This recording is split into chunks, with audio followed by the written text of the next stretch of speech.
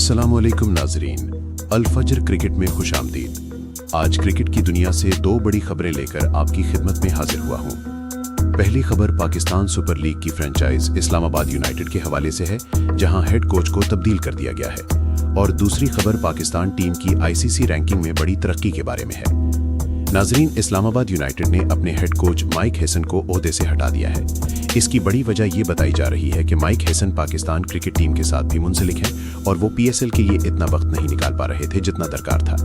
अब उनकी जगह न्यूजीलैंड के साबिक जारिह मिजाज बल्लेबाज ल्यूक रॉन्ची को नया हेड कोच मुकर्रर कर दिया गया है। याद रहे कि ल्यूक रॉन्ची का इस्लामाबाद यूनाइटेड के साथ पुराना रिश्ता है। वो 2018 से 2020 तक इस टीम के अहम खिलाड़ी रहे हैं और उनका स्ट्राइक रेट 166 से भी ज्यादा रहा है। इस तब्दीली से टीम के खिलाड़ियों जैसे शादाब खान और फहीम अशरफ पर से कन्फ्लिक्ट ऑफ इंटरेस्ट का दबाव भी कम होगा, क्योंकि अब कोच अलग अलग होंगे। दूसरी अहम खबर पाकिस्तान और ऑस्ट्रेलिया के दरमियान होने वाली 3 T20 मैचों की सीरीज के बारे में है। इस वक्त पाकिस्तान आईसीसी रैंकिंग में 7वें नंबर पर है, जबकि वेस्ट इंडीज 6ठे और जनूबी अफ्रीका 5वें नंबर पर है।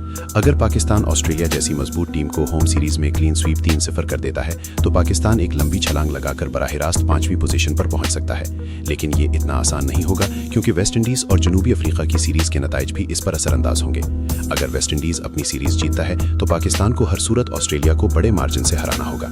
पाकिस्तान में ऑस्ट्रेलिया का रिकॉर्ड अच्छा है। अब देखना यह है कि क्या हमारी टीम ये तारीखी संग मील उबूर कर पाएगी। नाजरीन, आपको क्या लगता है, क्या ल्यूक रॉन्ची की आमद से इस्लामाबाद यूनाइटेड की किस्मत बदलेगी और क्या पाकिस्तान ऑस्ट्रेलिया को हराकर रैंकिंग में ऊपर आ पाएगा? अपनी राय कमेंट सेक्शन में जरूर दें। वीडियो पसंद आई हो तो वीडियो को लाइक और शेयर जरूर करें। अगर अभी तक आपने हमारा चैनल सब्सक्राइब नहीं किया तो चैनल को सब्सक्राइब करें, अपने दोस्तों के साथ शेयर करें। मिलते हैं किसी नई वीडियो के साथ। अपना बहुत बहुत सारा ख्याल रखिएगा और हमारे साथ जुड़े रहिएगा।